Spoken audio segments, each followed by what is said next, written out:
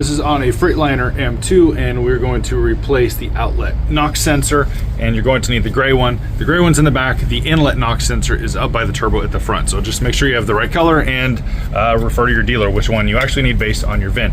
So what you need is some lube. I always spray that in there and let that sit for a little bit. Do never ever do this when this is hot. Wait till this is cooled down or you will severely burn yourself. That's your warning. Don't ever do this when it's hot. You'll need some sort of breaker bar and of course the sensor itself, possibly a light. And you will need these NOx tools. This one is great for taking it off. I wouldn't recommend it for putting that back on because you will scrunch up the wires. It doesn't really matter too much if you're taking the old one off unless you're trying to get a cord charge for it. Then here is the shorter one that I'll use where it can go all the way through, and you'll need a 10mm socket or box wrench, and then a pick or a screwdriver. So the first thing we do is, after lubing that and let it sit for a while, is go ahead and try to get that off. Do it counterclockwise. I slipped that all the way down, make sure it was seated good. You don't want that cockeyed at all because you can round that out. And this is probably the easiest one I've ever done. It just loosened right up. Usually it takes some sort of force, but this one was very simple. Then go ahead and work it off by your hand. And if this has been in there for many years and it's completely fused and it busts off, then you're gonna have some work to do, which I'm not gonna cover here. And I forgot to say that you need some snips to cut these off. So you're gonna want to get some and cut those all the way up to right here where the electronics are for the outlet NOx sensor. And I always set down some new zip ties so I don't forget to put this back up when I'm all done. There should be 3 of them, one right here, there's one right there, and another one, if you can see it, is right there, and then it just leads up to here. So it should just be those 3 for this. You can crawl to the other side, to the driver's side, to do some of this, but there's the drive line in the way, so you gotta put your head up there. I'm gonna try to do it from this side. I may end up having to go in there. Once those are all snipped, get your 10mm right there and rotate that counterclockwise as if you're looking down on it. So if you were to look down, you want it to go that way. And there is one right here, and then one diagonal on the other side. Go ahead and get both of those off. I got the first one off, and that rear one, I'm just doing it from this side to show that it can be done from this side. It is a little bit easier on the inside, but I'm doing it from out here.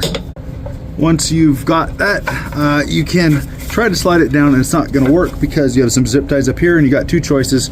You can either cut that and then slide it down and reattach that later, or you can flip it around and get a pick or a screwdriver in here, and as you push up right here, this part of the body controller will push that way and push out. So you want to pull slightly as you're pushing up on this. I can't really film that with one hand. As I pushed up, I also pushed that way, and this will slide out. And let it rest right there, and then just go ahead and bring this down. Now is a good time to check just to see if there's any corrosion in there. It's not going to matter on here, but if there is any on the harness, then that is something to be worried about. So go ahead and look in there. This one's looking pretty good. At this point, just reverse the whole thing, but make sure to leave this on there until the very end. You don't want junk, stuff from the road, if you're on the side of the road, or whatever lot you're in, to get in there. You definitely don't want that. So leave this cap on until right before you put it in. Get that up and in there, and you want it to follow the exact same route as it was before, because if it's hitting here at all, you're going to melt the loom and then melt the plastic on the wires and then mess the wires if you don't want that at all. So make sure to get it exactly in line with the other one and where you're gonna zip tie it when you're all done. Slide the body connector on there. This part I might be able to film with one hand. As I push in that way, you want to push down on this. Let's see if I can do it. Yeah, so I pull in, push down on the yellow part, kind of getting it with one hand. You don't want to push too hard on either side, either the top without pushing in or this side without pushing the yellow part. You want to do them evenly. There we go, and you will feel a click. There's a very small tab right there, a little yellow piece that clicks in. That's the part that you'll hear the snap, and it is completely flush. So then go ahead and get that right side up, and then get those 2 bolts back in. Those are started, and you want to go ahead and go clockwise, and I'm not sure the torque specs on there. I always just get them hand tight. That should work.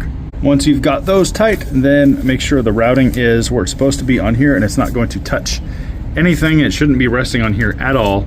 And then go ahead and get that started. I take the cap off, and I will get that started in there, and then I will do the zip ties, and then I will tighten this down. I got that started, and usually, although I didn't do it this time, I will clean in here, but this came off so cleanly that there's really no junk in there. I can get it hand tight almost all the way. That's not very common, though, unless you got a brand new vehicle and this just craps out for some reason. So usually you're gonna wanna scrape in there and at least clean that out a little bit. So that is mostly in, and then we get the zip ties on.